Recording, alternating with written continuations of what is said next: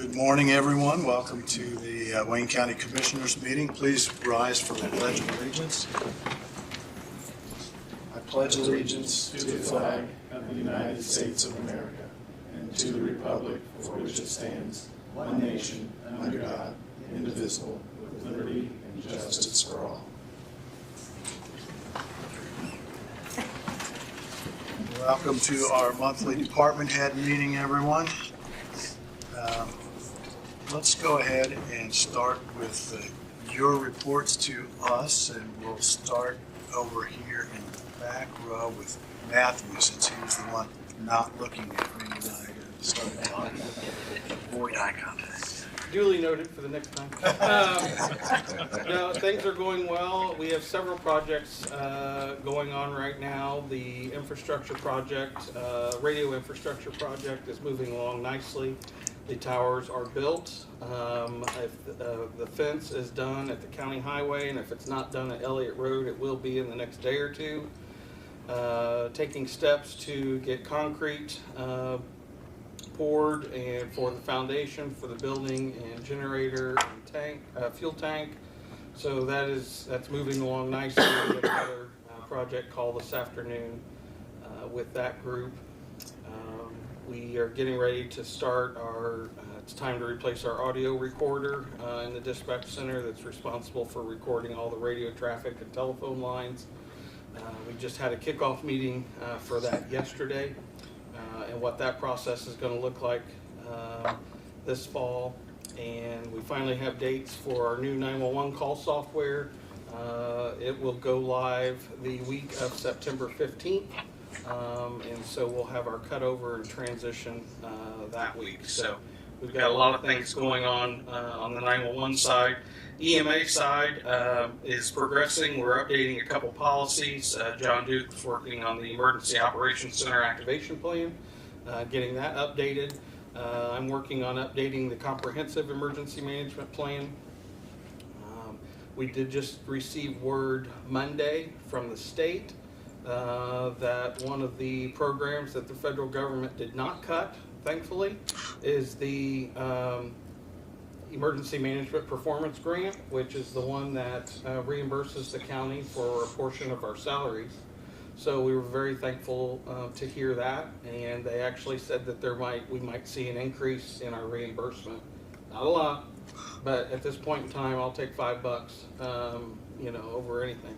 So we were happy to hear that, and hopefully I'll be sure to share that with the council as they're getting ready to go through their budget discussions. But those are some of the projects we currently have going on, and quote, unless I missed anything. Okay. Aaron, anything to add? No, I'm just here for moral support. Moral support, all right. Make sure he stays away. IT. All right, good morning, everybody. We just went through our IU Purdue cybersecurity reassessment on the 7th. The 2-hour-long reassessment. You got to fill out a 96-page survey of everything we have. Did that. They were pleased. They were pleased with how in depth we got with our answers. They didn't have a whole lot of questions for us. And we will know the results of that assessment on the 27th. Comcast Highway and Fairgrounds projects are way off date. We lost our Comcast rep in the middle of this. I am working directly with Comcast now. I still do not know who my rep is. The project is still ongoing. The Fairgrounds and Highway had a July 25th due date, I think, or their projected date it was going to be done. Now they have no projected date. Gunty's fiber was projected to be on the 1st. It has now got pushed back to the 12th, and today is the 13th, I think, and so it's still not there. So today I've got some nasty emails to send. If it helps you, our project is writing on that as well. I know, and Okay. That's why I didn't think we had any problem when you said you still had a lot of concrete to be poured and all that. I was like, yes, give me some time. We got a week or two. There was a Comcast guy out at the highway yesterday. There was? Oh. Okay. He kind of went like this and said it's a little more difficult than what he was thinking. So, Oh, no. yeah. So, and I did see a Comcast that was down here doing splicing. So there is movement, but I don't know. Most of our time this past couple of months, definitely this month, has been getting the new emails and passwords updated for our MS365. We have not yet moved over to the government account, so none of those new features have hit yet. So please still be patient. But we're doing a lot of behind the scenes work, the distribution lists, the aliases, the shared mailboxes, everything to get it to work like it does with Zimbra. There's a lot to learn, and we're going through it, and we're trying to do the best we can to make sure we do it right and we're not fumbling around when we do go completely live. We still have public safety and the health department are still locked in their own domains. I was hoping to get everybody moved over before we went to a government plan, but I don't know. I don't know if it makes sense this far into it to just wait until we do and then move everybody without having to shuffle around and be under that 300 user count. So, I know Caleb's been filled with the room with this. Hopefully, I do like. Rick's words was, let's not buy a backup, let's just make this room a lot more reliable. I do like that. I hope we can get there. We'll see. I thought that was the plan last year. That was. But as you see, sometimes that does not work.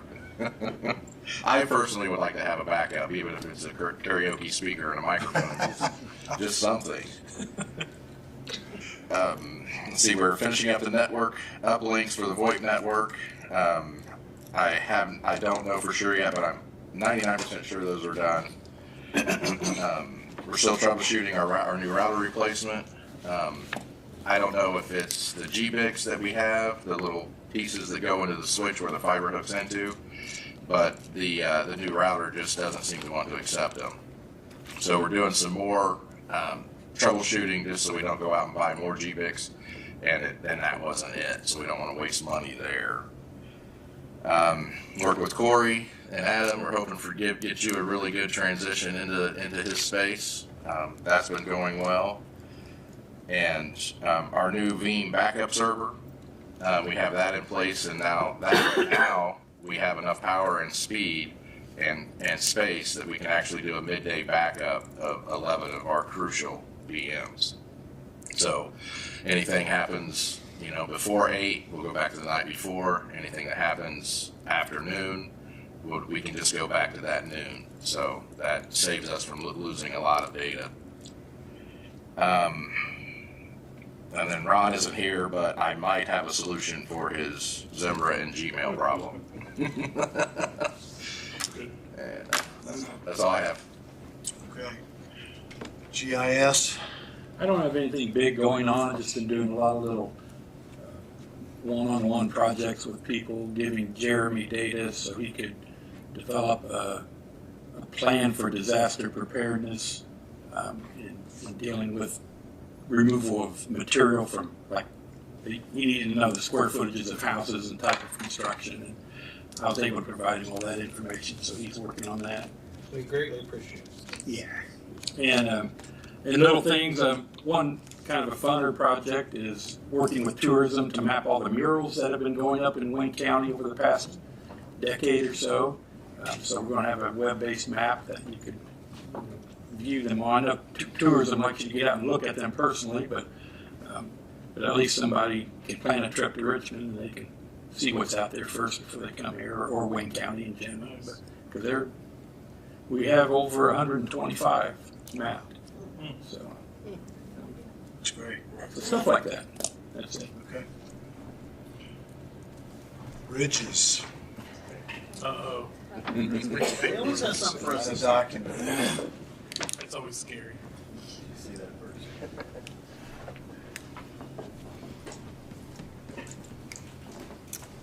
Okay, I've got 4 statements of the basis for just compensation for right-of-way purchases on the remaining 4 parcels on Waterfall Road. They've been reviewed by our appraiser, follow all applicable laws and regulations. So the total is $53,690 for the remaining 4. So we would just need to seek your approval to proceed with the negotiations.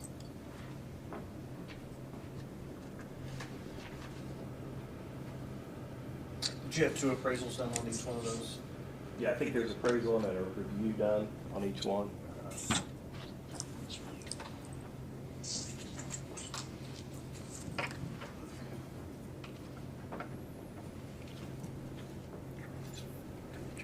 These are the last pieces that you need in terms of right-of-way for that Correct, bridge? yes. We did get the one signed a while back on the unknown parcel. Unknown, right.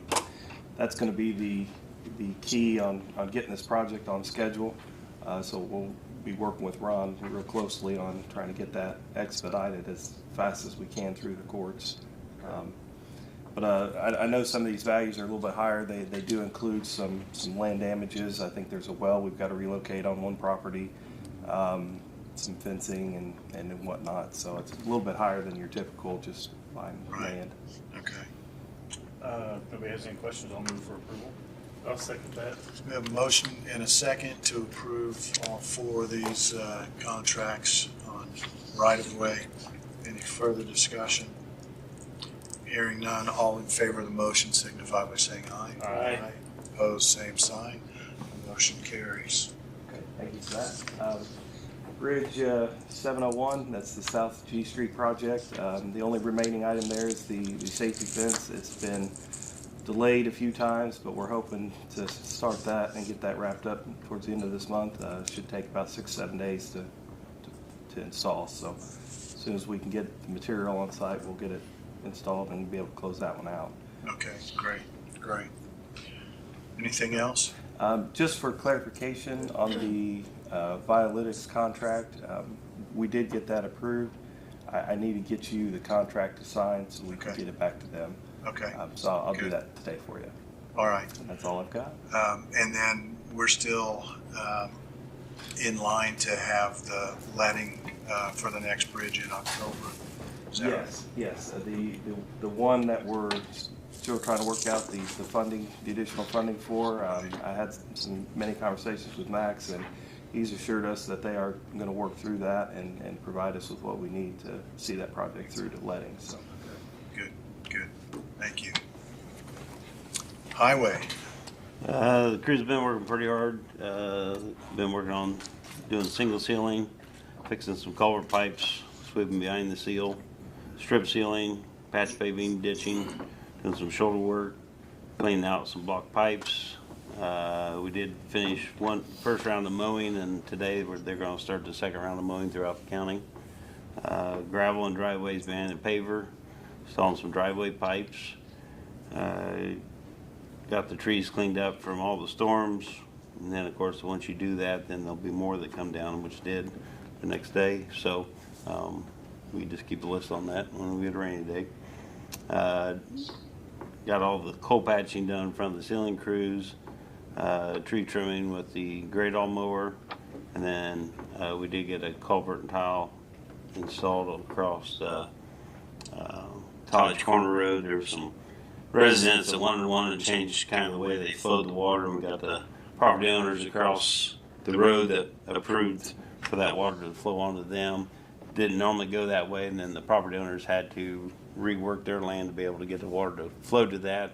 And then I had them buy they bought the tile, and then they bought the culvert pipe to go across the roadway, since it really wasn't the way that God created it to flow. So I had them buy the pipe, and then we'll maintain it after that part of it, but we got that installed. Okay. Now, when you do the ditching, do you always contact Brad as the chair of the ditch committee?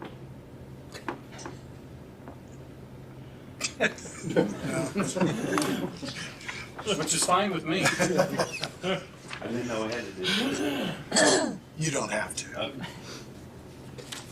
We got some signs. Okay. Just a bunch.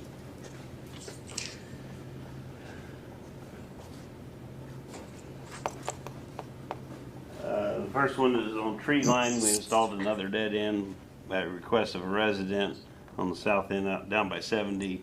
A lot of cars were going on by his house, but he'd rather them turn around the driveway before his house, so we put a kind of another dead end sign there just so they could kind of find that spot. Then on Potter Shop, we got the digital signs installed there, and then kind of cleaned up some of the 30 mile an hour and 40 mile an hour speed limits where they were, cleaned them up and added some signs there. Central Road up by Williamsburg, we got the two digital signs installed up there. Flatley, we removed an object marker. George Early, we installed 2 large single arrows. Some residents on the curves there were wanting some arrows installed, so we did that. Inslee, we put some no parking signs at the dead end. There were some people parking there, and it was hard for the buses to make a turnaround at their end, so we put some no parking signs to kind of clean that up for the school buses.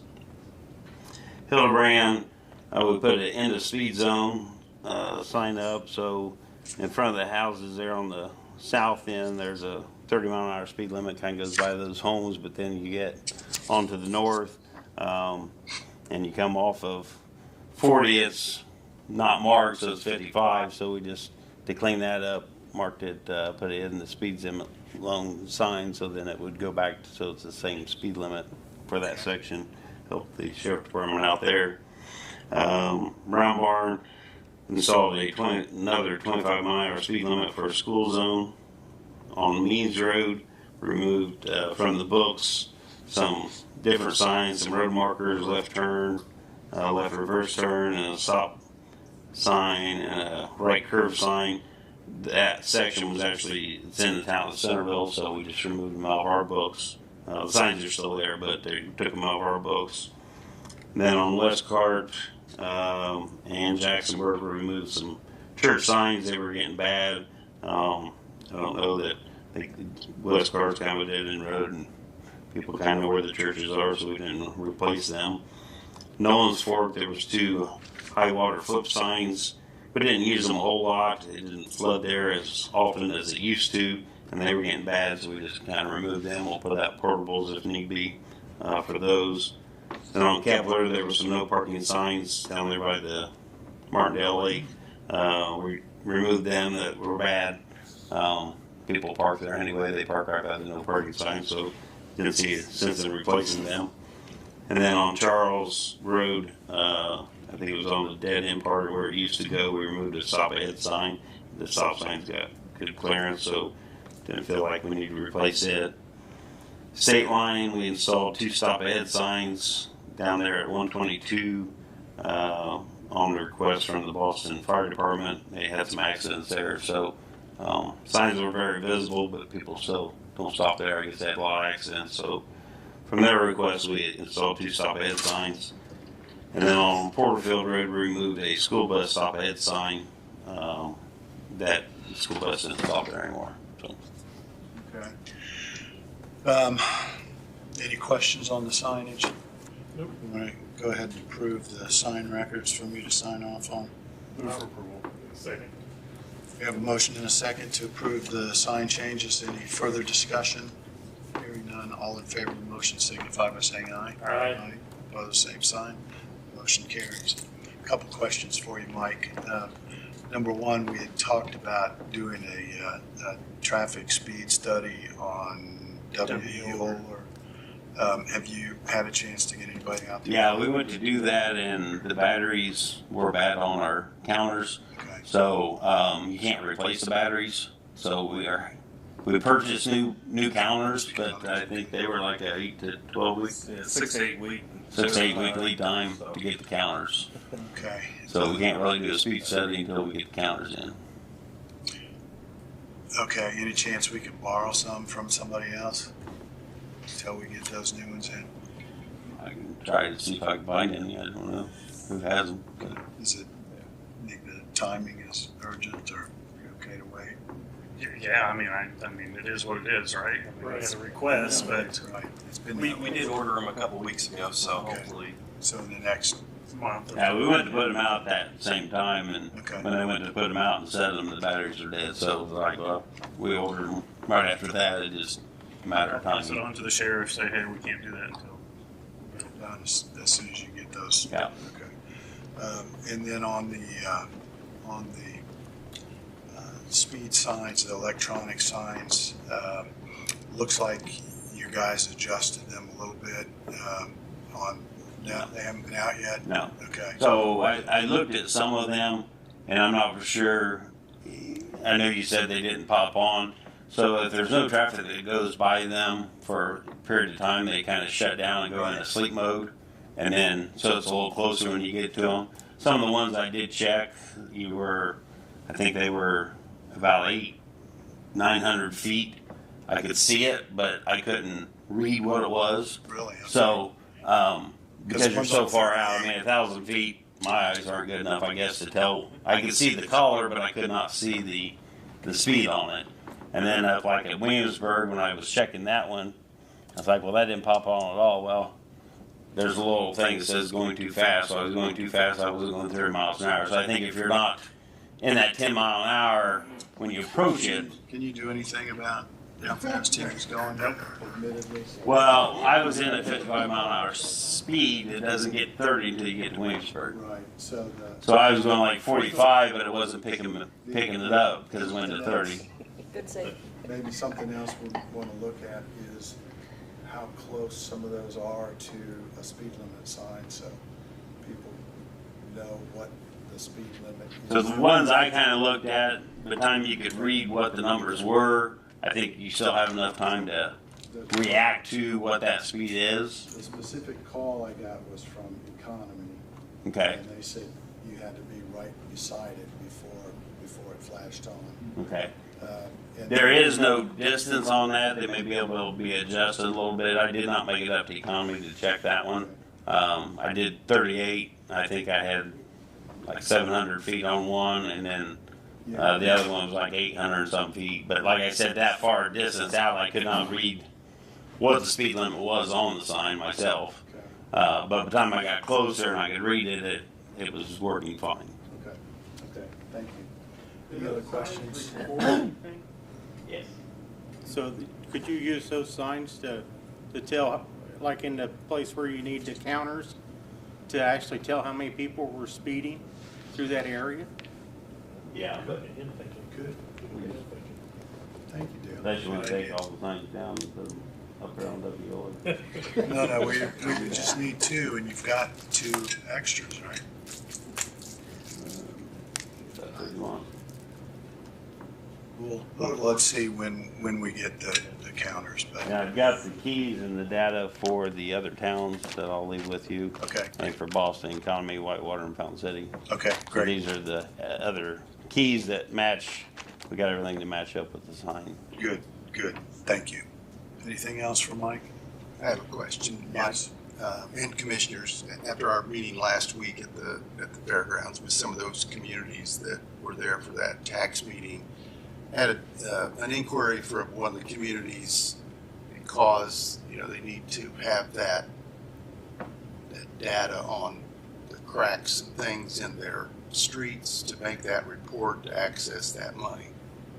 I know that you're going to have that software program. Could we make that available to smaller communities? I don't think assist? through the contract we could. I don't know, because we're contracted through lane or center line miles, so Okay. we've got the counties plugged in there. They Now they could sign their own. They don't have contract. to have, so before this, I've done the asset management plan since it was implemented. I physically drive out there and I grade them. You don't have to have a computer to tell you what they are, so they can do their own grading and put a pacer rating on it with their own eyes. I think this community's concern was they didn't have the expertise to accurately grade it. Is that something we could assist on? I can reach out to our representative and see what they Let's say about it. let's at least ask the question from the software company. extend it to some of the towns, what the cost might be to be able to do that. Okay. Yeah. It's not a bad idea. All right, thank you. Veteran Services, what's going on in your shop? I was gone for about a week and a half, so I don't have a huge update. We did, IT set us up with a laptop and associated items so that when we go do home visits or, to assisted livings, different events, we will be much more effective and efficient at those appointments, which will benefit us and the veteran or their families.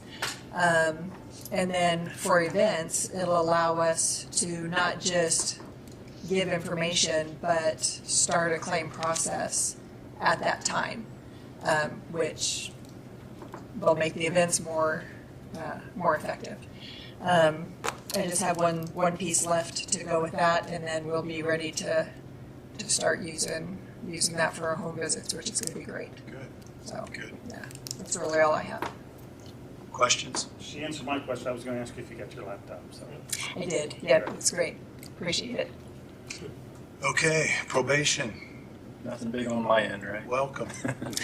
Um, New director. So Corey George's last day, I think you probably all know this, but with the probation department will be Friday. We are having an open house for him between 1 and 3, and just wanted to encourage everyone to at least pop in. Corey's given 30 years to the county, and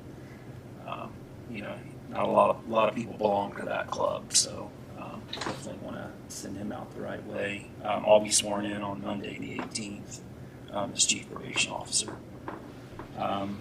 As Craig mentioned, just working on shifting offices around to put us in the right place for what our new duties will be. Myself, Jason, and Jennifer. Jason Moore is appointed the assistant chief probation officer as well. I did happen to think, if it's okay, I don't know if you want, I can answer any questions anyone has, but I actually had a question for Craig, if I could. Go ahead. On the emails, I know that, or I had been told that the cutoff date for the CO or the old emails was probably going to be sometime around the first of the year. Is that still No, it's probably gonna be around June of next year? Okay. Because I want to give people about a year with the old email. Like I said, that's why we give it out. That's why we didn't do a mass import and just you wake up, hey, here's your new email. This will probably be the last time we change emails. So I really want to give people time to really get in there, clean up their stuff, and be able to use this email for decades like we have the other one. Okay. So, but yeah, no worries. It's going to be around June. Okay. And do you think that there will be, when that time comes, any sort of a balance message, or would you suggest that we each individually do like a balance message, let's just say in April of next year, saying, this account is no longer active, please? Yeah, and you can start doing that now, because what I'd like to see is your old email, start going down and your new one coming up.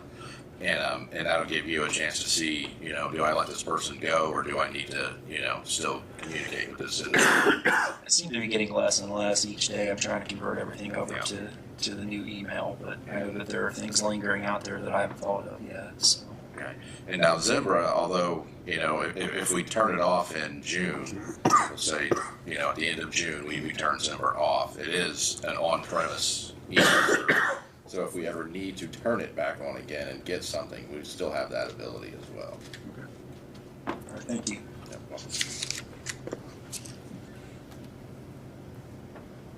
Any questions for Adam? No, congratulations. Thank you. Thank you. Let's move on to the Health Department. I have nothing for the group. All right. HR. Yes, just a couple things.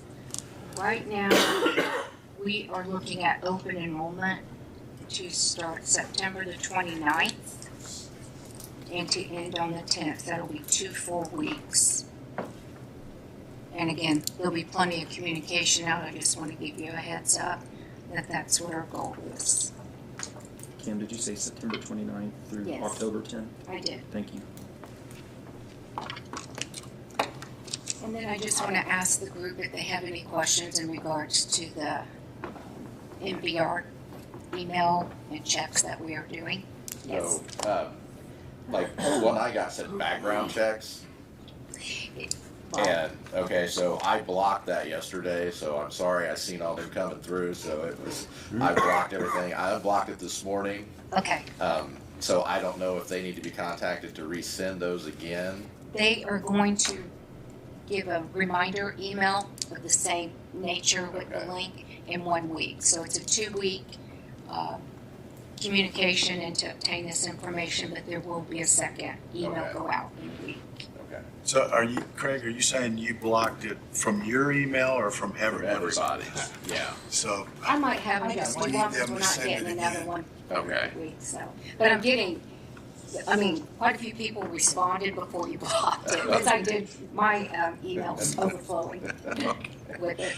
Yeah, because it was like background check.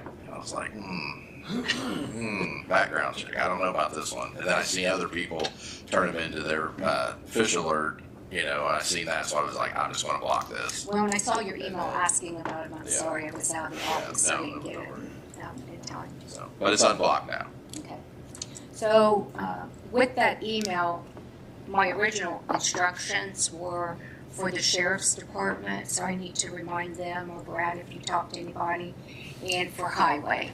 They are to give me a list of individuals who have been checked, and then the sheriff was going to sign off and acknowledge that list. So we would not take the sheriff's department employees through this process, and then your CDL drivers, I will need that list with you acknowledging names and have your signature on it. Names and what? Just the names of your CDL drivers, and I need you to sign off. And so we will not be running their MVRs because they have their own process that works. Okay. Anything else, Kim? No. All right. Hi. So I got my MVR that came through the email. The sheriff's department does check mine, so do I just need to? Delete it. Okay. Yeah. I just want to make sure. Yes. Same information. Yep. Pardon me? Same thing. Yeah, just delete the email. Good. Thank you. We just didn't have a way Yeah. to go in, and it would take too much time to delete Sure. employees, so that's why the email said the sheriff's department is exempt, Yep. and highway all but your 2 administrative staff members, so. Perfect. Thank you. Kim, Bill? is that anything like the same background check that EMA has us do to go into 911? No, Okay. this is strictly an MVR. Bill, Building and Grounds report? Well, we just finished up running the rest of the wire they needed for the new phone system over the courthouse yesterday. And we got a meeting coming up with the alarm system for the jail about some equipment that's going to be obsolete and probably going to need to be replaced. So while they're here, we'll have them check the other buildings to make sure that if something happens to a piece of equipment, that we're not out without fire protection and stuff. That's coming up next couple weeks. Okay. So Anything else? that's all. Steve? Nothing? Nothing. Mark? Not a thing. All right. Commissioners, anything to add? Can't think of anything. I mean, we're still working on, Steve, can you give us an update so they know on the rock stars?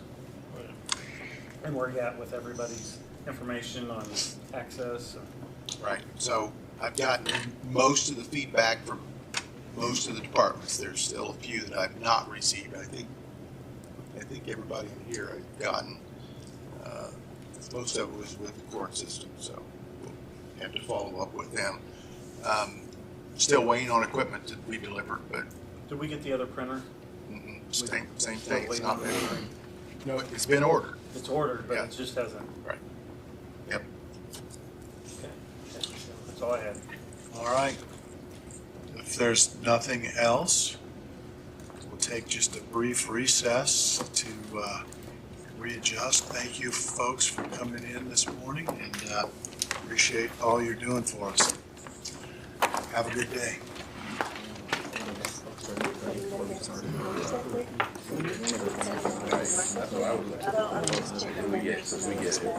Email like that, email address. Can find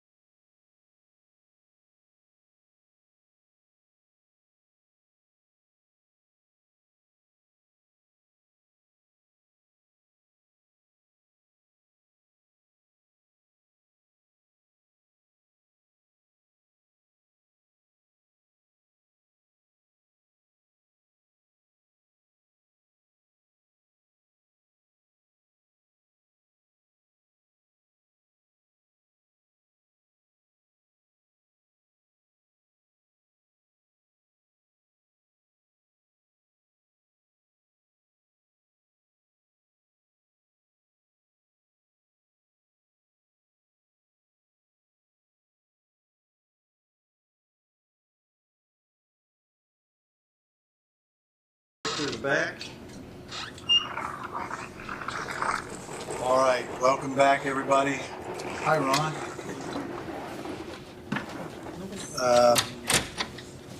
So the department head meeting went well. Let's turn to the health department. Dan, what have you got for us today? Good morning. I have an agreement / contract. The copy machine in the environmental division expired on August 1st. They no longer make parts or service that machine anymore. We're referring to RICO. A little ceremony when it expired. But it wasn't originally ours, so maybe this new one, when it kicks the bucket. But so I've been in contact with the IT department and found out what they want to do. They want to remove the hard drive from it, and then RICO can have the machine back, or we can dispose of it as an entity. But the proposal from RICO is to supply us with a refurbished machine, and that machine can be either bought outright with a 5-year service contract, or it can be added into the contract for monthly payments along with service and toner and stuff. So on average, the environmental side produces 1,500 to 2,000 copies a month, which is equivalent to about $15 a month. So to rent the machine, it's $37.50 a month, and over a 5-year period, that would cost $2,250. On average, they produce, let's say, 2,000 copies per month. The contractor service agreement would be 0.0075 cents per copy. That would be equivalent to $15. So it would be $180 a year for the copies they make, approximately 24,000 copies, and then $2,250. So a grand total of about $2,500 over the 5-year period. The package includes parts, labor, and toner. All the service, if it breaks down, they come fix it, and parts and labor are free. If we buy the machine outright, it's $1,796.74, and we still maintain the parts, labor, and toner as part of that service agreement. We still have to pay 0.0075 cents per copy as well. So it'd be the $1,796 plus is approximately $180 a year. So there's no additional annual charge. It's all built into the purchase price. Correct. Yep. And I assume that's the option you're looking for. Yes, my recommendation is for us to buy it outright, and then And you've got the money and we do. okay. It's $1,700, so it doesn't require additional approvals, right? If they've got the money budgeted, we can go ahead and make that purchase. So I'll come back once we have an official agreement in place for signatures. Okay, good. For the service contract. Fair enough. All right, that's Anything it. else? No, sir. On the issue of the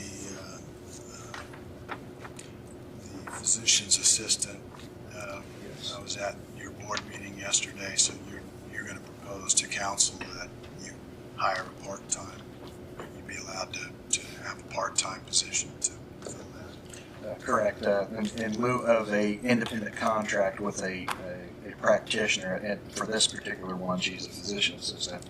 In lieu of the contract, we would like to create a part-time position for that person, so we can dictate schedules, hours, pay, things of that nature. I have sent a proposal to council members. My board reviewed it yesterday. I believe I sent a copy to the commissioners and the HR department as well. So, All right. speak with my council liaison and hopefully get before council soon and see if we can get approval. All right. Do we know, because there was an email string last year saying, yeah, we want to go towards the contract worker.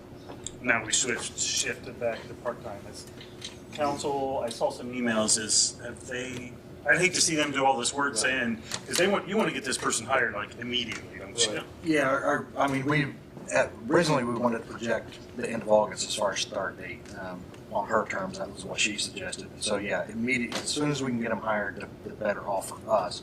And what you're referring to, I believe, is the Virgin's contract, not independent contract. Well, I don't know. And that's Either one. That's but the rub, is the health department in the past has used, they've referred to it as a contract employee.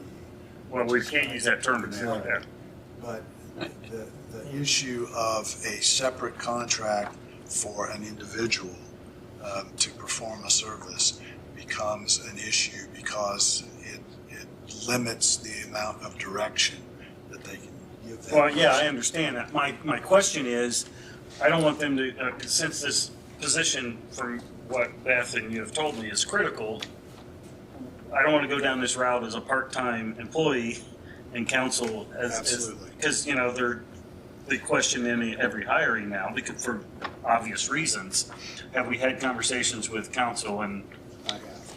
And maybe I was would you like to misleading share that last with us? year. When I referred to Virgins, I wanted them to be a temporary solution, long-term but temporary. I didn't. Right, and I knew when you had told them before, didn't you, that, hey, we're not gonna use you forever, but. Right, and I mean, they're there for break glass in case of emergency type situations, not for permanent employment.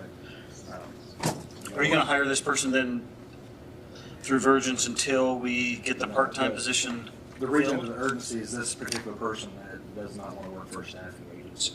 So she either wants to be a part-time employee or through an independent contract. And obviously that's not an option at this point, or maybe down the road, but we prefer the part-time employee status. So it would save So would us. I. Yeah. I mean, It would save us money. I just don't wanna go down that rabbit hole and then council Sure. says, you know what, we're not hiring anybody. And one of the issues here, Brad, I think, is the fact that this position is a revenue generating Yeah, it's position. it's the And so if they don't have 43B anybody program. to see patients and treat patients, they don't have any revenue.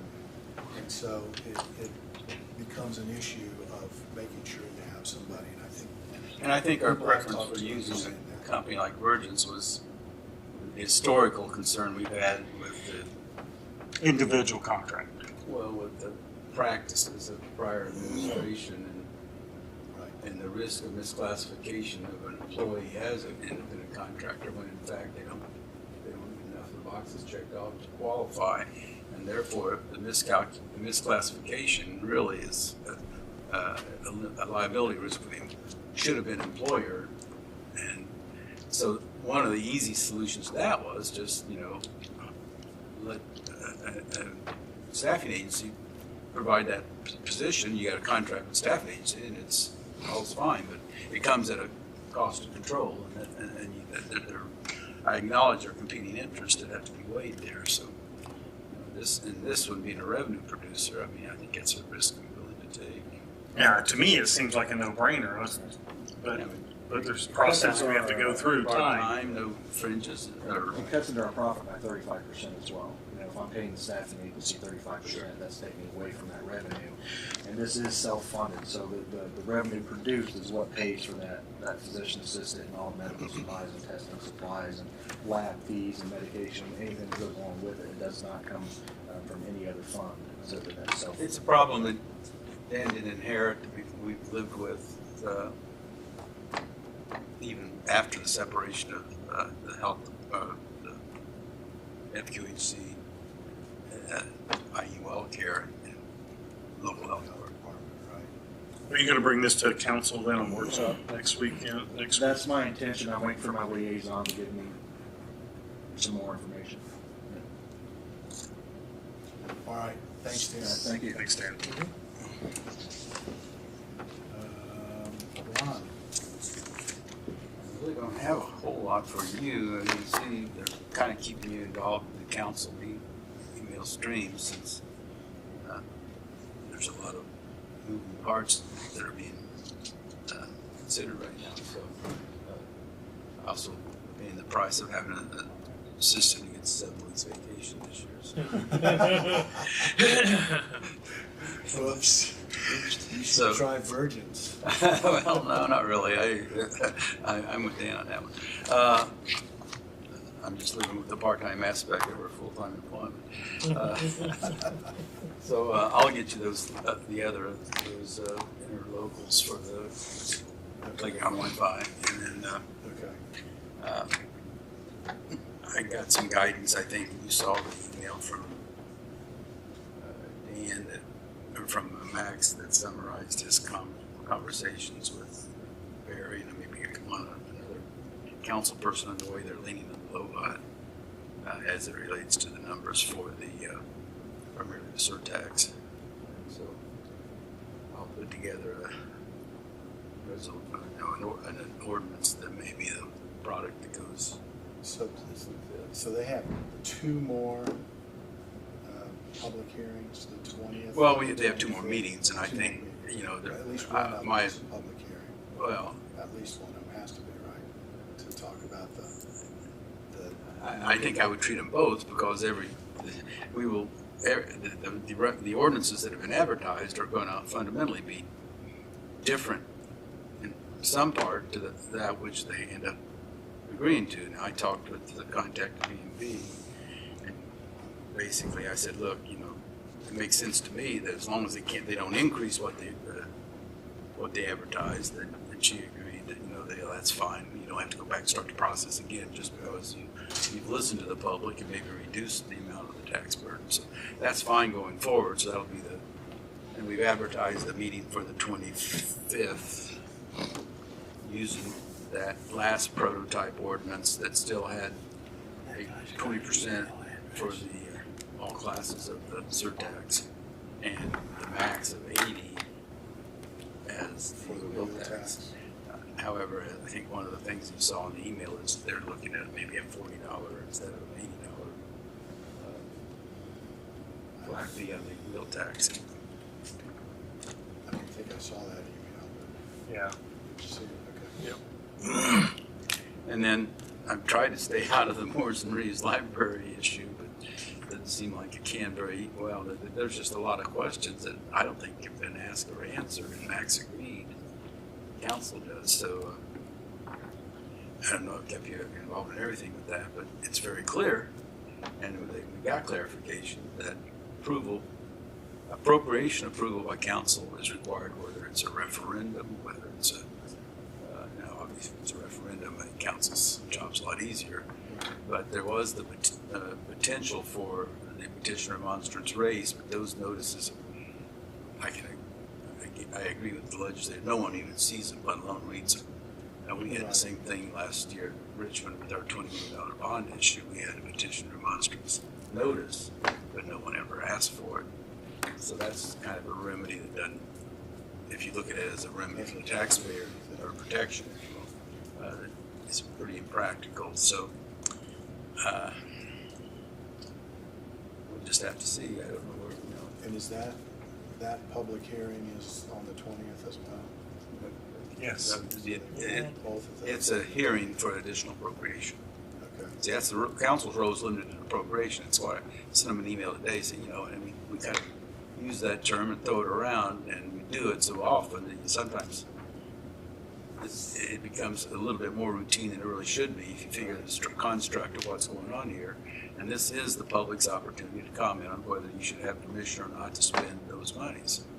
So the additional appropriation is the $18 million of bonding authority? 18.9, I think, whatever it's 18 or 20, whatever. And then, you know, with the overall project, and I think at least 1 or 2 members of council approached their board to suggest phasing, maybe a phased-in approach or something less onerous. Now, the tax rate impact isn't jaw-dropping. It's about a dime on debt service rate. They have no debt service levy now, so, but it's going to impact some of the parcels. I know the parcel account information was never provided, although I asked it from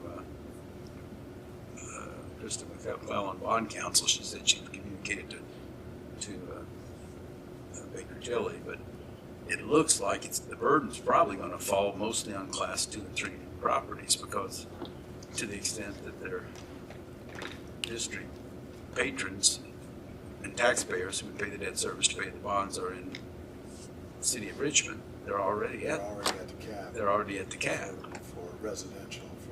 For class 1 residential. So my goal was to get to the meeting and not have to say a word, but it doesn't look like it's going to happen. I don't think you're going to have any such luck.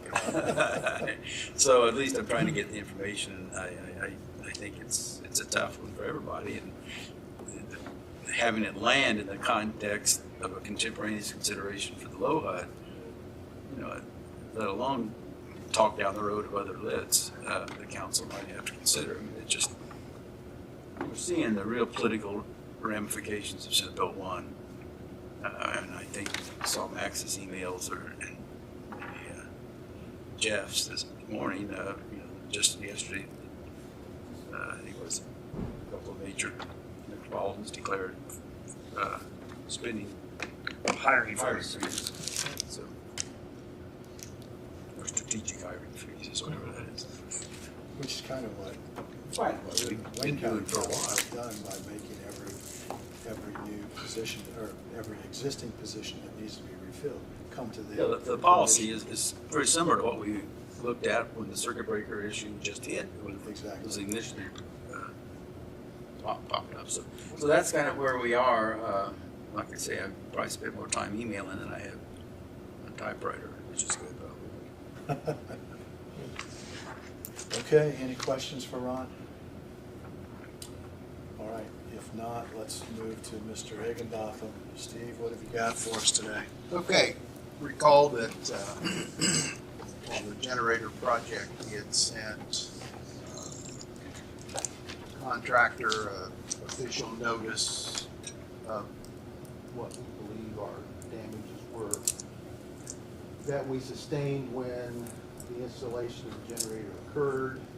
And there are, so for this conversation, understand that there's a general contractor and then the subcontractor was that Eva Parr out of Indianapolis who actually did most of the work because they're the ones who supplied the generator, they're the ones who did all the hookups, they're the ones that did all the programming.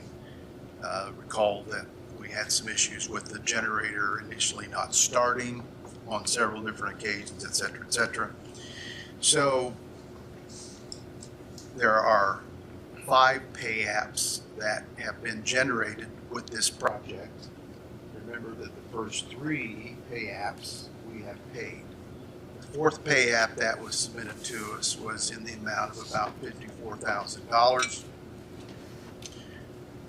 Based upon what we perceive our losses to be, it was about $16,000. So I had informed the contractor that the 4th pay app, we would take the $54,000 and deduct the $16,000 according to the letter that we had sent.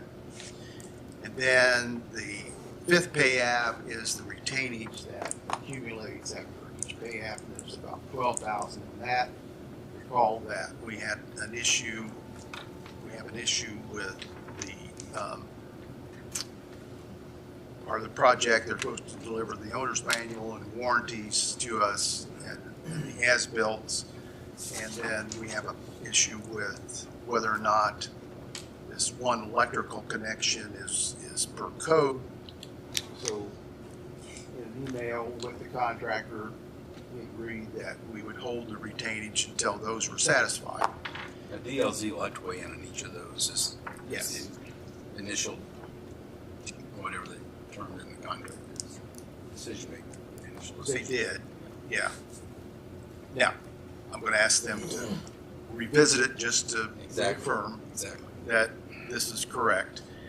So since that time then, the generator itself, there's 2 fuel gauges on the generator. One is mechanical and one is electronic, and they don't match. And so one of them shows that the tank is, today, it's 3/4 full, and the other fuel gauge shows it to be overfilled. So they don't match. The second issue is that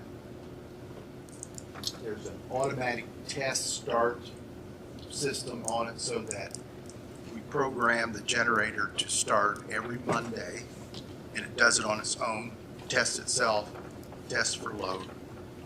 And at the time of that installation, the technician from Evapar indicated that the system should also test the older generator too. Remember, both of them would start at the same time and test on this automatic system. that does not occur. So we have indicated this to EVAPAR, and they have not been responsive to fix those items. I suspect, although I can't tell you for sure, that they are still owed money by the contractor, and so they're probably not going to do it until that's taken care of. Well, they may have I mean, Dan's not, he's pretty sophisticated, and he may have a pay if paid clause in his subcontract. Okay, I'm just telling you the scenario as it exists today. So I got a response back from the contractor. He indicates that he is not responsible for any of the damages that we sustained, that we are not to deduct anything from the pay app, and the responsibility is on us for the damages that we incurred. So he wants obviously a meeting to talk this through. You tell me where to go with this pay app. And now, this is retainage you're talking about? no, the fifth pay app, or the fourth pay app. Remember in the template you gave me, one of them we were indicating that we were going to deduct, right. and that's what I had indicated. And so he says, no, don't do that. And let the LZ rep see his response and give us their determination as initial decision maker. So what about the pay app? We'll hold on to it. Pardon me? We'll hold up the pay app, yeah. Okay. Entirely. Well, I mean, So I would pay all but the 16,000, or no? I was going to do the fourth pay app amended to reflect the 16,000 deduction. I get if the architect approves that amount of payout on that pay app with the withholding of the balance and gives you that notification or that documentation in writing, I'd go ahead and pay what isn't disputed. Pay what isn't disputed. What is not disputed. Pay what is not disputed. I agree with that. That's what I thought. I think if we stay clean in this conceptually until it all hits the fan, so to speak. But that's because the initial decision maker is the architect engineer, which is kind of the way we like it. Okay. All right. So again, the pay app, the fourth pay app was 54,000. Yeah. And we're going to pay 37. 16,000 and pay 37, 38, whatever. Right. Exactly. That's what I think. So basically, the only thing we have at issue is the $70,000 thereabouts. Right. And the punch list, I mean, we'll get that resolved one way or another. It's not right. happening. No, I agree with that. That just adds to the whole scenario. But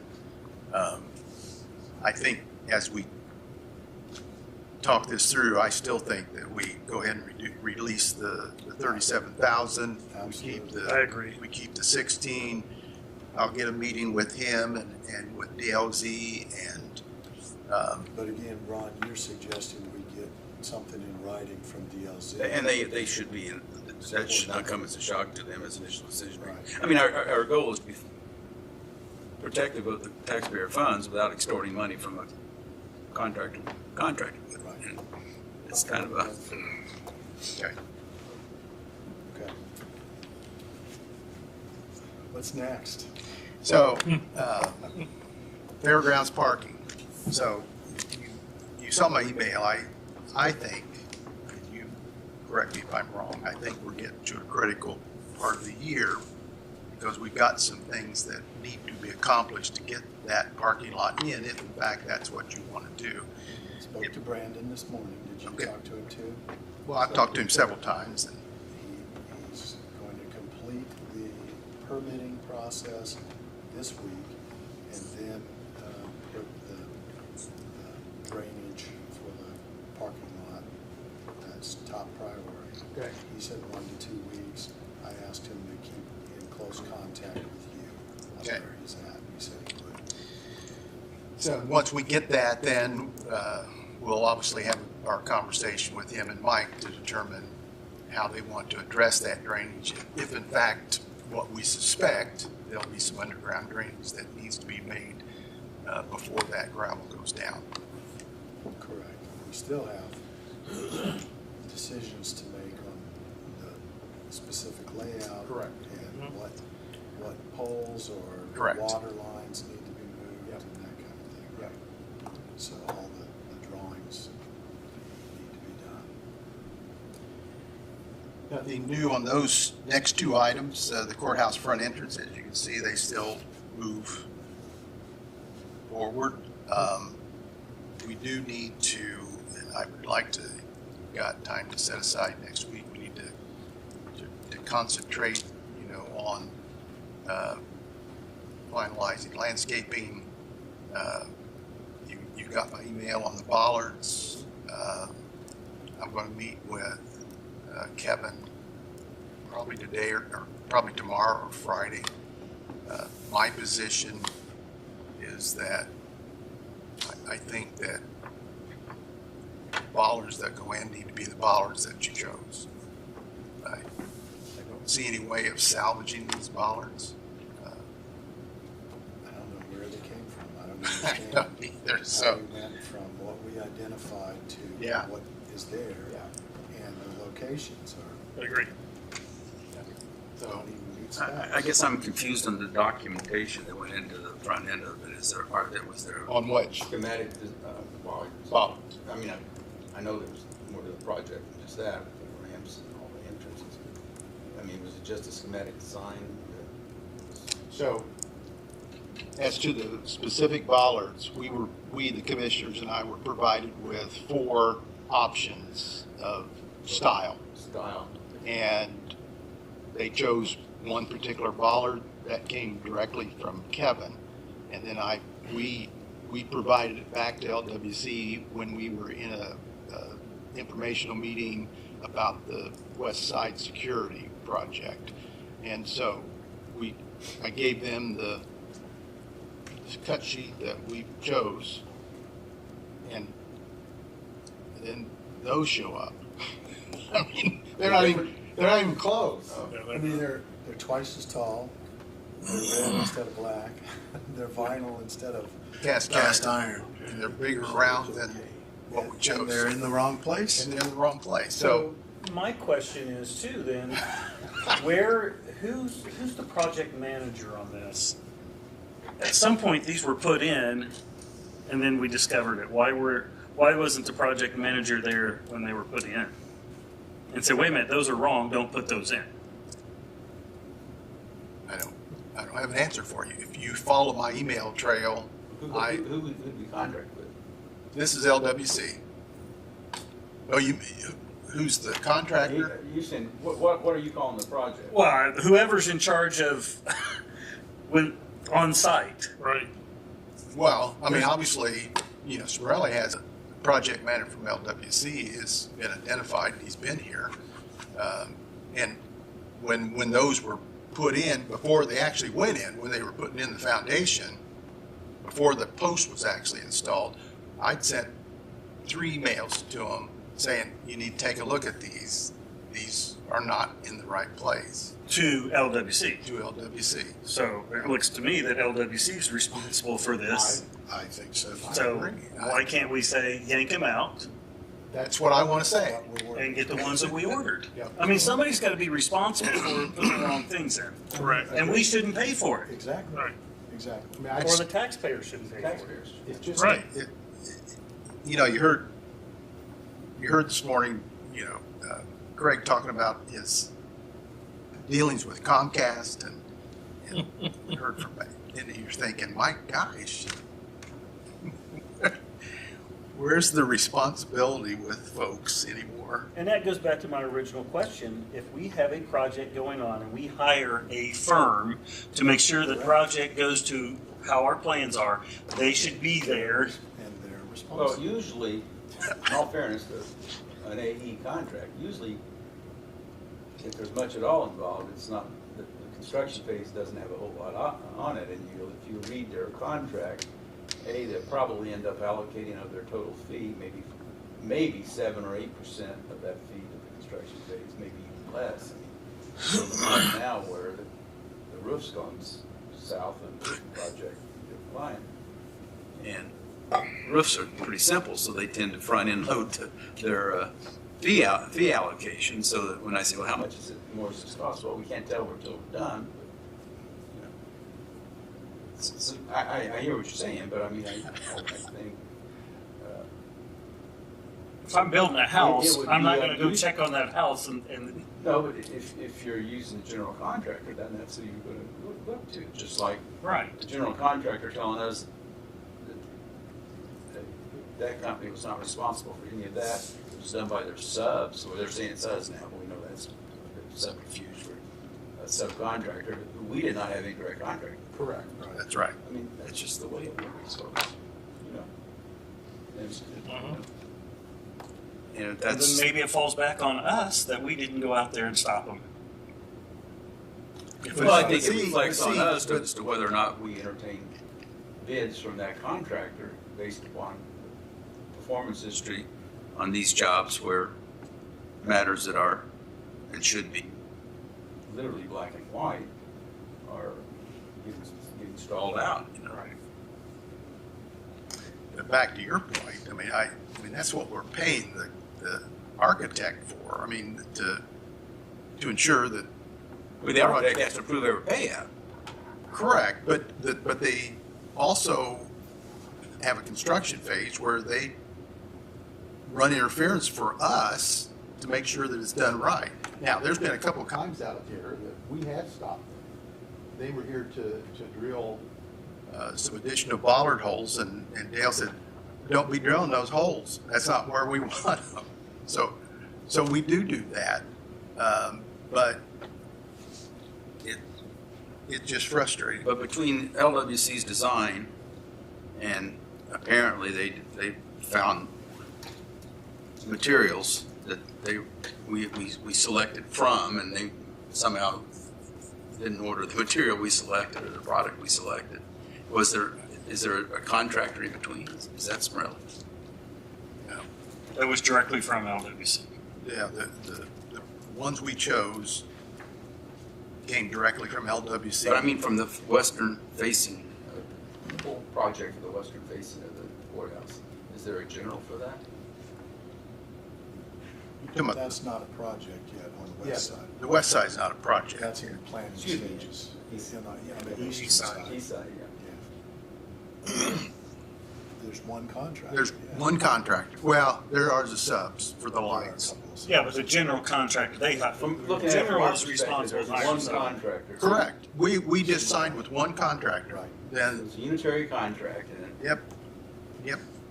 And so I don't deal with the subs. no should we? That's right. I mean, that's a contract they have with the general We contract. don't interfere with that.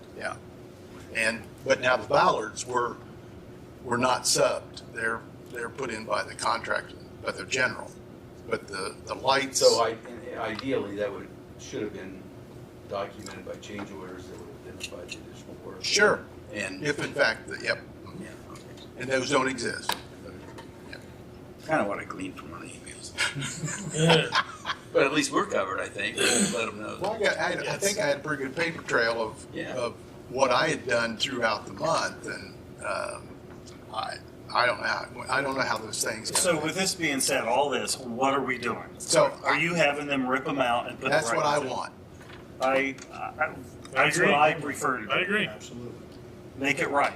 Hold them accountable to what The we. way they had them there, you could get a small, I could drive my Honda between two of them. Yes. No question. And you know we chose those to be functional and aesthetically compatible with the courthouse. It looked like a bunker. Right. So, okay, we're all on the same page. Yes. It's a long way to get there. I know. Yeah. We got there. And there's a long way to go. And nothing new on the prop card. You heard that this morning. Courthouse elevator. We'll know here in a little bit whether or not we have bids for that. It's not looking good. Yeah. And then Nothing yet. No bids received yet? This is for the chef. This is For the whole project, all three. all three phases. And then when I meet with LWC on the bollards, we'll also talk about the numbers for the west side security entrance. So hopefully we'll have something more definitive next week. So then that comes back to this sound system. you know, we did our electrical test, and we did that over the weekend from Friday to Monday morning.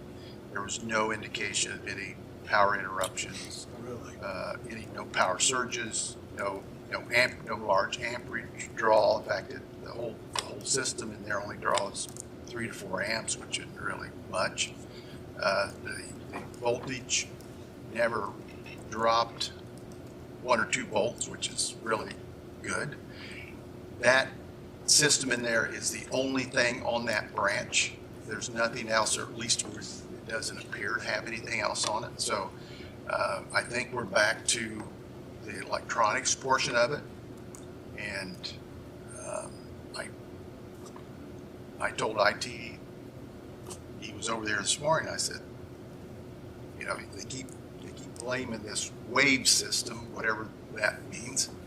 And I said, you can't keep blaming it. You either got to replace it or fix it. We can't keep doing the same thing over and over again. So we're relying on IT to fix this instead of.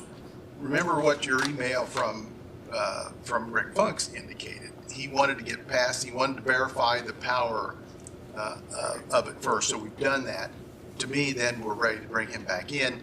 Now he is indicating he doesn't think it needs a backup.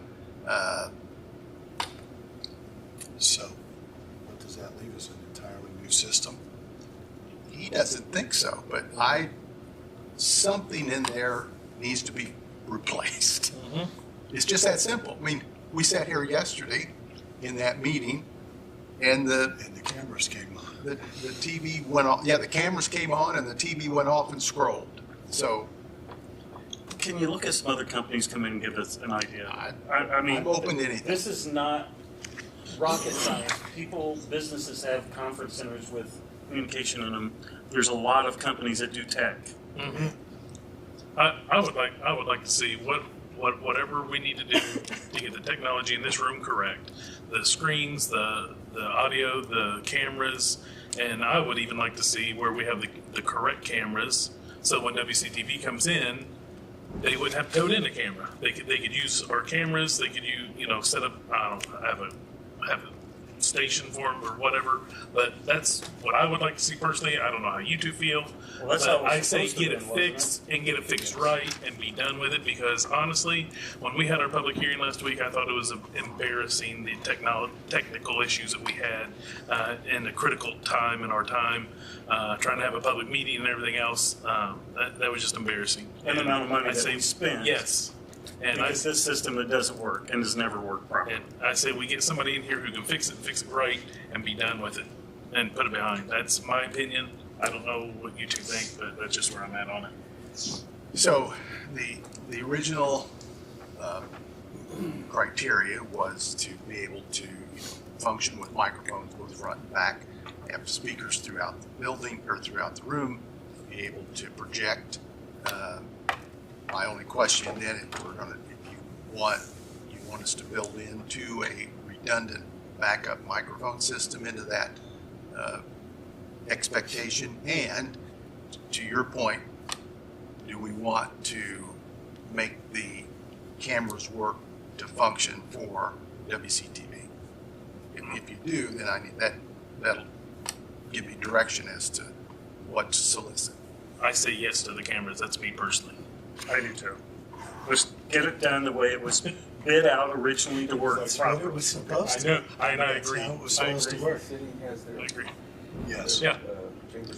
Yeah, I don't know who did the cities, but maybe we should check with the city because theirs works pretty good. Yeah, theirs works absolutely awesome. WCTV just rolls in, has somebody come in, go to the workstation, turn everything on, and their chamber has worked wonderfully ever since they've had it redone. So. And so my only question is, I would still like to know if what is here can be repaired.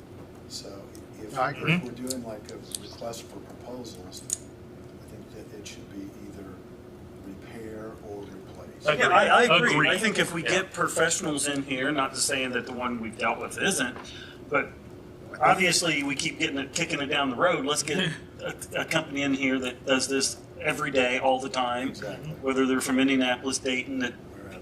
and say, okay, can this be repaired to work properly, or do we need to replace it? Yeah, I mean, if these And what's the microphones, these speakers work, and maybe it's a software issue or whatever, if we have something that works, let's keep it. I agree. Don't replace everything, The but performance let's get it specs fixed. Or, well, we know what we want. Yes. As far as from a performance specification issue, the issue is how they're going to get it, and can they get it with what we got? And if we don't do it soon, the technology is going to be outdated. We'll be getting one anyhow. I mean, come on. Right. This stuff. The bad news is that no one's going to service it. Exactly. Right. I mean, that's just how technology is. I mean, Now, to your point Yes, with sir. the current microphone system, I mean, I think that technology is wonderful, but the issue comes to be, let's say it works perfect, let's say it works as it should. It's directional when it's got, the 9 microphones in it. When he talks, everyone's muted out, and you just hear what he's saying. And supposedly the cameras were supposed to follow the microphones. Right. But we have had situations where, like when we're sitting here, we're all pretty loud speakers. Sometimes Jeff isn't. Right. We need to be able to turn up the gain. Mm-hmm. right. And While we we're can't do sitting, that. you can, but it's, you got to go back in there and do it. To Right. me, it needs to be adjustable. Needs to be able to be adjusted for the meeting at hand. I agree. Like when. So it ought to be able to pick up the decibel read and make an adjustment on that mic if that mic is a controlling And mic. I don't. Yes. And I don't have that right now. Like when Max Smith talks. Mm-hmm. What's supposed to happen is those microphones are supposed to point to him, but he talks so low Yep. that you couldn't hear him. It sometimes doesn't trigger it. Yeah, I agree. that's right. And sometimes he's talking, and if somebody down on the end rattles the paper, Yeah. that rattling And on the it paper goes back. kicks, and it doesn't go back to him. And I agree. Check with Perhaps. Millennium Sound out of Indianapolis. I've had good luck with them. Who's that? Millennium Sound. I've had good luck with them on home installations on audio stuff. I don't know if they do corporate stuff, but it's a good start. So I know they're reliable. Whoever. I think we're all on the same page what we want. Yes, I agree. Okay. Okay. Having said that, Thank you. are you going to revisit the process we want to use for the properties downtown? I think we need to. Yeah, so, obviously Ron has been providing you with information as to how to dispose of those properties that we had appraised. Now, we have not gotten a appraisal yet from Tim, correct? Correct. So, we need that second appraisal. But I think I've heard the commissioner say that they prefer an auction, which, I think we go ahead and do what's practical. I mean, the statute obviously has been very, very poorly drafted or been added to over the years to require your appraiser not to be certified, but whatever. That's right.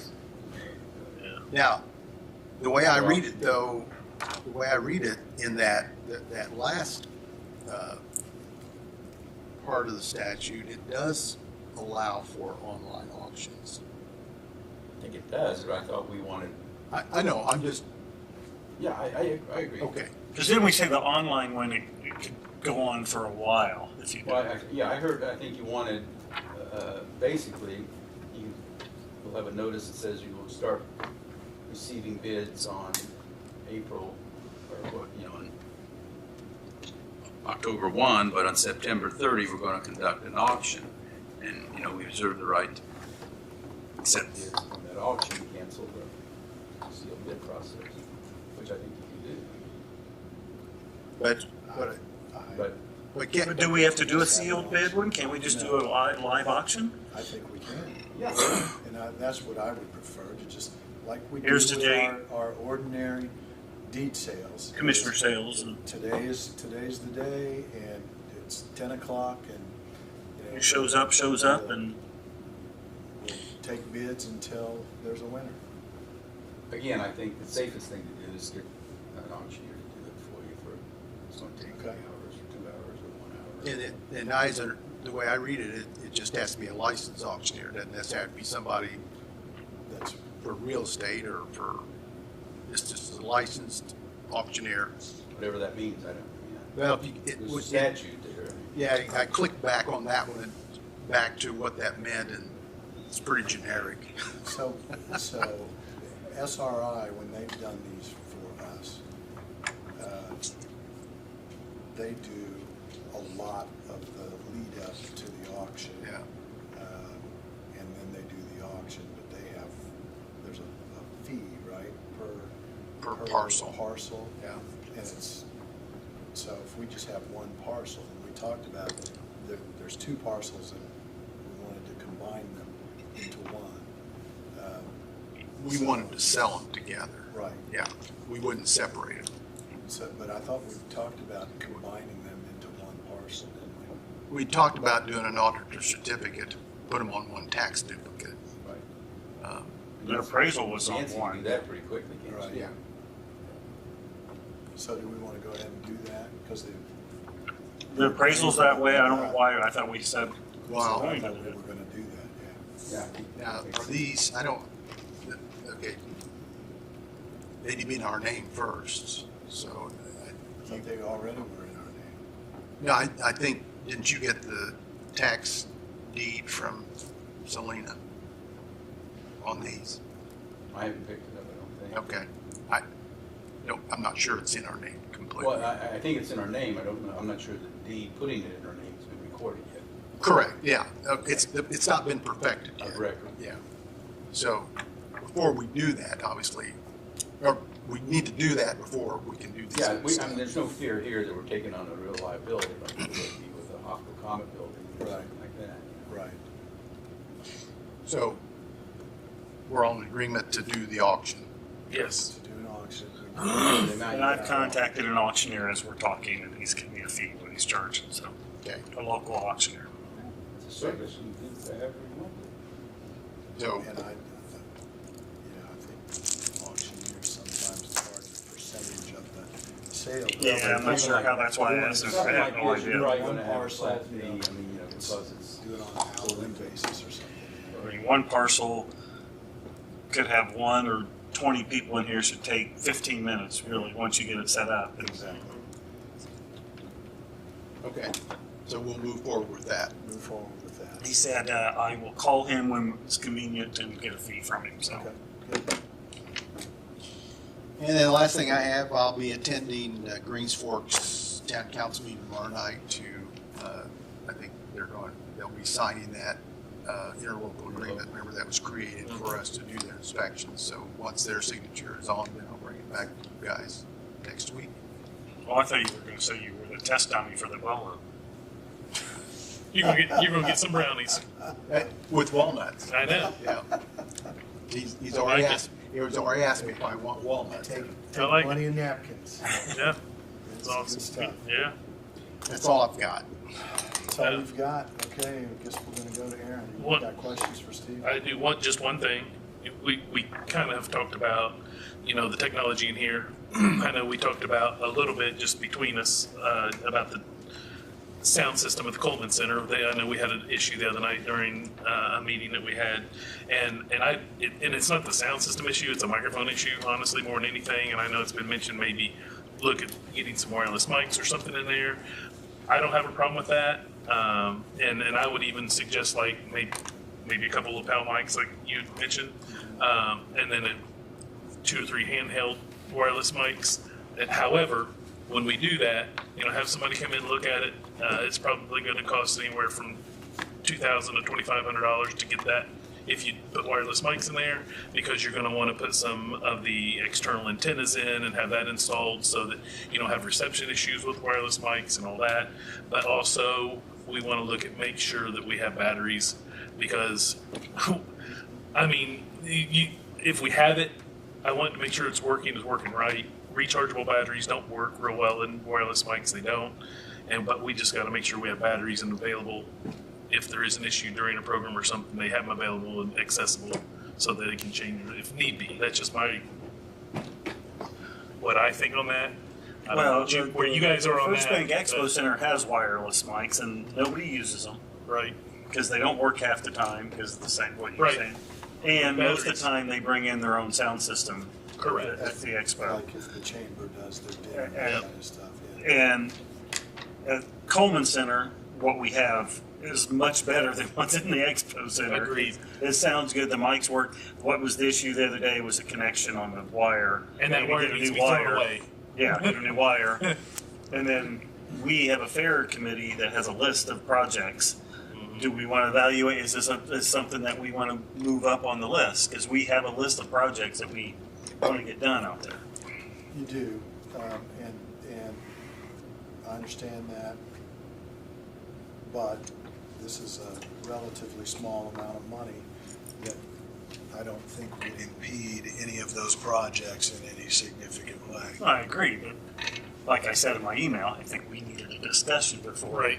And I agree. Council members tell us that's what we need to do. And the thing is too with that because I really believe it was a mic cord issue. Throw the cord away. Just get rid of it. Don't try to save stuff that's working half the time. I know we try to piece stuff together when we can. And are we sure we don't have my wireless? Because I know that I've been out there for events, and maybe they're using their own sound. Bring their own sound system. Because I know the NRA banquet uses. Yeah, I'll bring their own in. they had somebody come in on that one. So.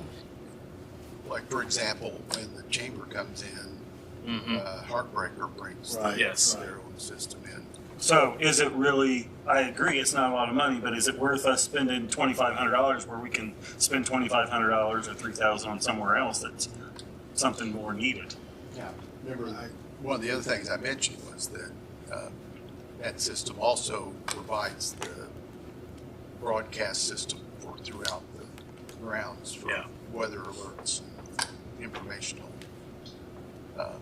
Didn't we have issues with that, with the phone? I know Sandy, either was this fair or last fair, they were having issues because they call in on their cell phone to a number and can make announcements. They can't do that anymore. Right, and so it's back to the wired system. I would think that system where that would be fixed a higher priority than wireless mics. I think the whole system should be looked at if that's a problem. I agree with that. Let's take it to another level and look at security cameras throughout the whole grounds. If we have events out there. That's the only facility we have that doesn't have security cameras. If something happens, we have footage that we can review and right now we don't. Right. Yep. So. But minimally, throw that mic cord away, buy a couple mic cords if we have to. I mean, that's That I cheap. can do. That's cheap. That I can do. Please throw that cord away. So, anyway, that's all I have. Thank you. I'm sorry. Don't be sorry.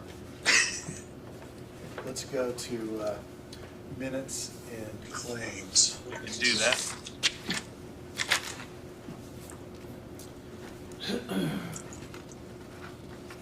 I'm going to make the motion to approve the meeting minutes for the executive session on Wednesday, August 6, 2025.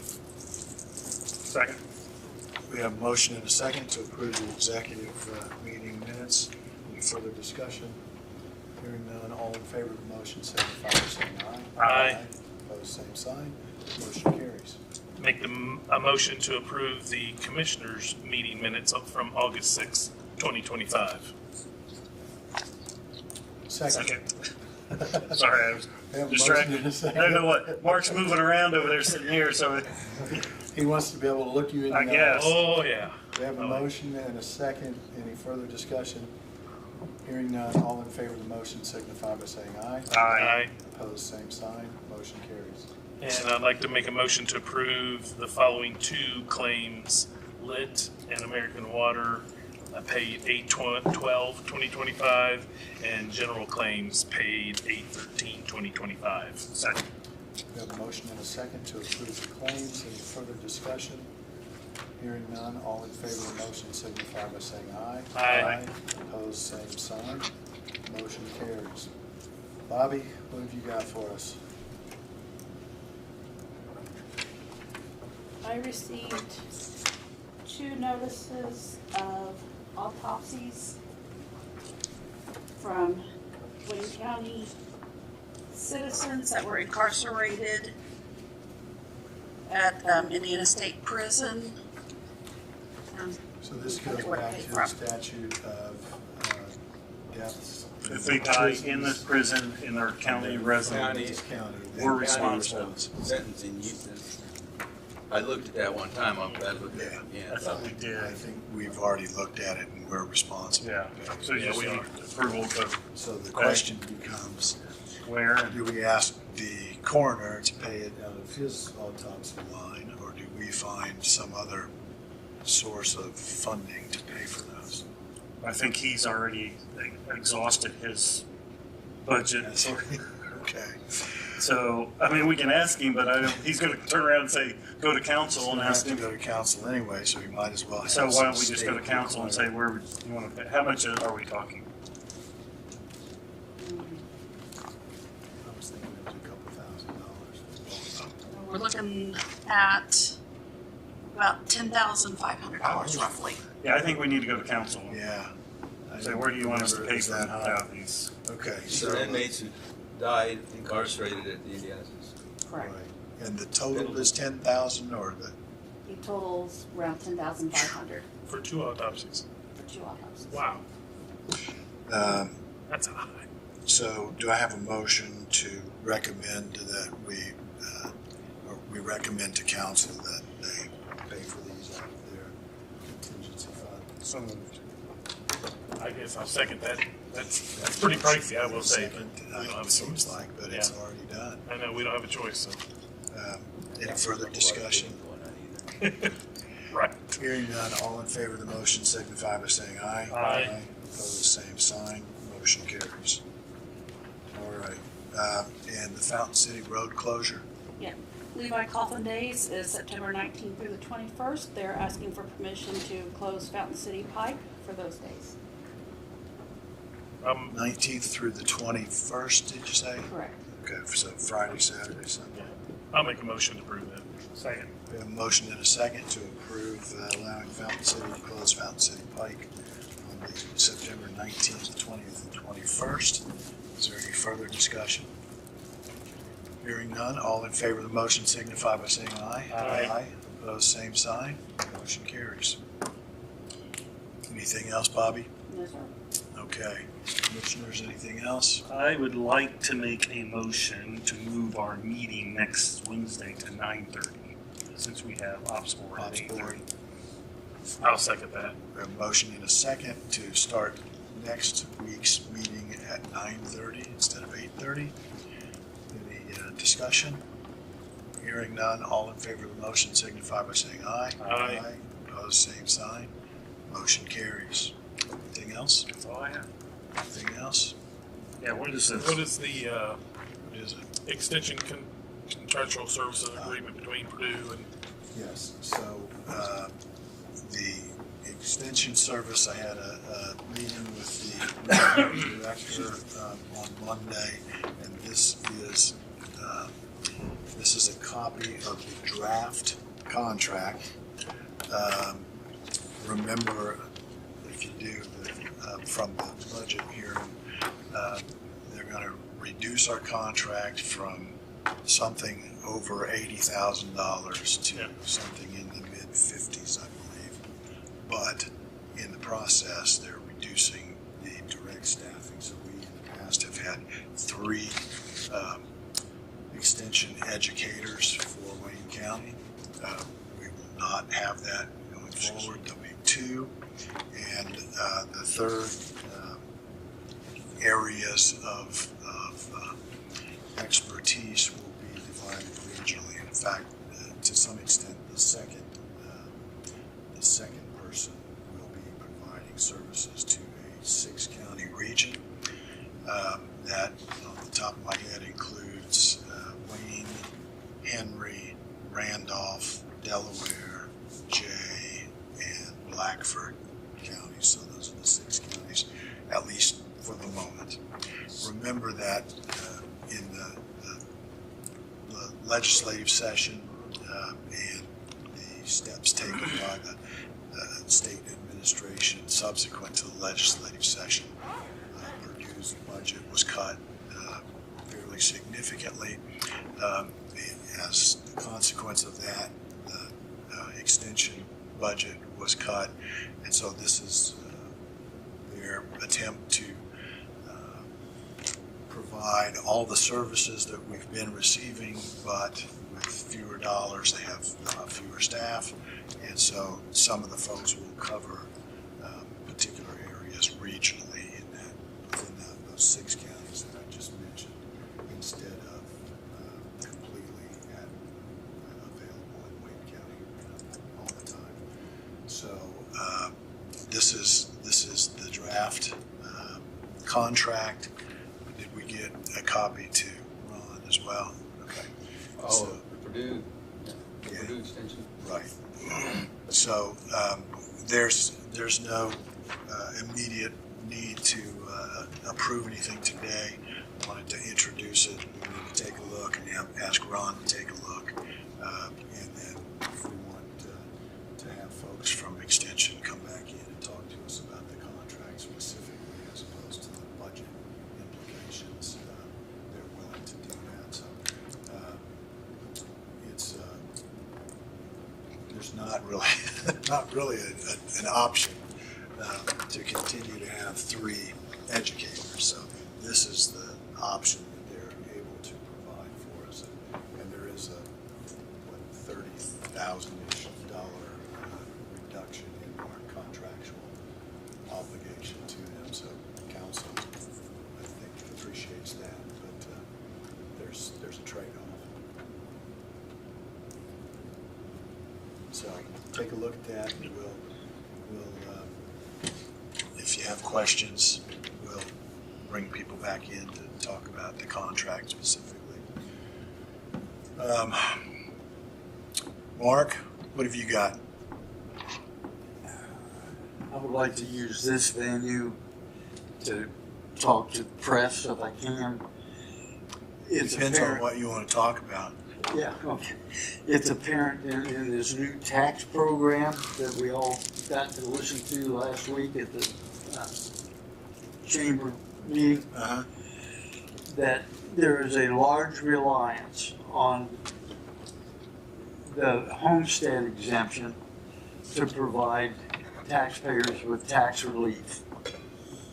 And we are finding that there are a lot of people who own homes who have not filed this exemption.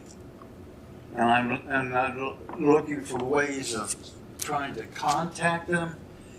And we're going to send out about 35,000 tax statements next spring, and which includes businesses and homes and everything. And there are 17,000 exemptions for the homestead. So there is room for improvement on the part of the taxpayers to make sure that they have this exemption. The discussion that we had at the chamber was almost to the point I thought that they assumed that everybody was going to just get this exemption.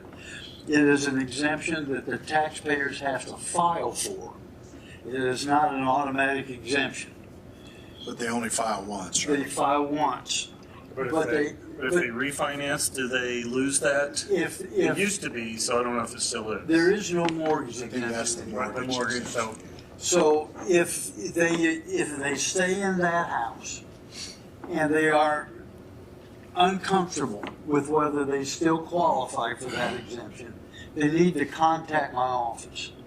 is there a way for them to look online to see if they actually have the exemption or not? Can they do that? I don't think so. But I don't know. The property card ought to show what the exemptions are, but. Because that would be a good way to get it out to people, is say, hey, go on, if there's a way to check to see if you have it. Well, That for that purpose, it ought to work. Yeah. They got to read a property card, and that's not Right. exactly, that's not exactly. No. I met with a group last week of, from my standpoint, about my age, older people. And they have no idea. We expect them to know what we're doing and how we do it, and they don't. So it's difficult to get as many people notified about this exemption as I think I need to. So I'm just using this as a method of trying to get, and if you have any suggestions on how I can get to these people, I'm open to those too. But this is a big part of the tax package, and if you don't have that exemption, you're going to pay 40% roughly more in taxes without the exemption than you would with. In fact, I had a county councilman that didn't understand that they could get an exemption. We talked to him, we got him the exemption, and next year he will have the homestead exemption. So it's an individual thing, and to me, it's important to that person to get this exemption. Agreed. All right. That's enough. We still have about 9 minutes until bid opening. Can Aaron sing us a song? Yeah, probably could.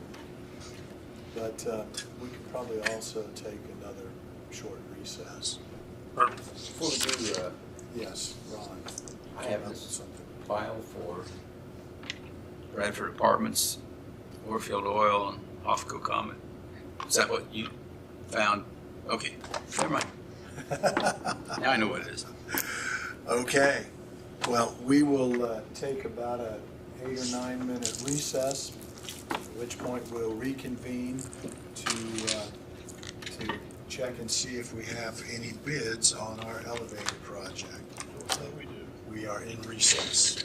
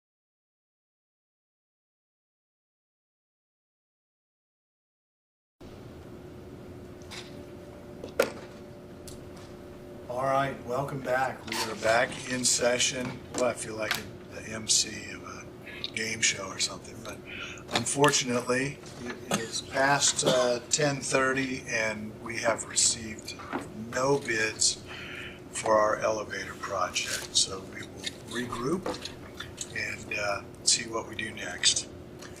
Anybody else have anything we need to discuss this morning? If not, let's see, we're able to adjourn and then we'll reconvene as the drainage board this afternoon. Selena gave a payoff number for the Little Sheila's loans. She did, and she gave it to the gentleman that requested it. But I guess the question is then, if that's going to be paid off, do we provide documentation? We'll do the reduced mortgage, that's all Okay. it is. And so with that, we would do that so that they could have it for their closing? Typically, no. No. Okay. They will close in a payoff letter, and then the title company that closes it will Okay. basically, So indicate it's to be released. So she gave them a number, but I don't believe we've given them a payoff letter, as she called it, so we'll need to do that. The title company will want it, I'm sure. Okay. I don't know who that's gonna be. So we'll get that done. Probably somebody. Okay, anything else at all? If not, we're adjourned.